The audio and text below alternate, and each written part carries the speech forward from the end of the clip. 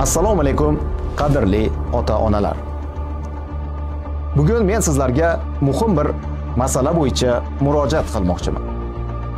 Hozirgi kunda narkotik, psixotrop va kuchli ta'sir qiluvchi moddalar yoshlar o'rtasida tobora keng tarqalmoqda.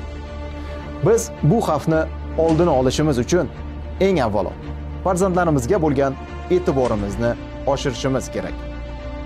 Ayrimlarimiz ko'pincha ish bilan band bo'lib, farzandlarimizga kam vaqt ajratamiz.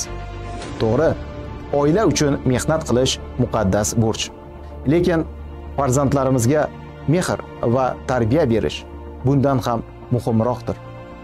Ular tarbiyani tashqaridan emas, aynan ota-onalaridan olish kerak. Bugungi kun texnologiyalari, mobil telefonlar, ijtimoiy tarmoqlar farzandlarimiz vaqtining asosiy qismini egallamoqda. Biz esa ko'pincha bu holatga befarqmiz. Aslida biz ularning nima bilan shug'ullanayotgani, kimlar bilan muloqot qilayotgani va qanday muammolarga duch kelayotganidan xabardor bo'lishimiz shart.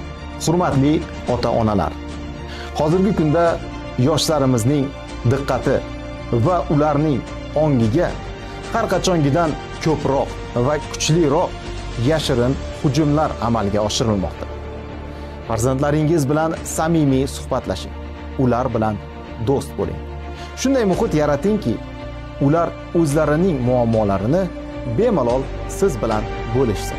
Farzandingiz yolg'iz qolsa, tushkunlikka tushsa yoki o'zini noodatiy tutsa, bunday holatlarni e'tiborsiz qoldirmang. Esingizdan chiqarmang. Ularning kelajagi sizning qo'lingizda. Farzandingizni asrang, himoya qiling. E'tiboringiz uchun rahmat.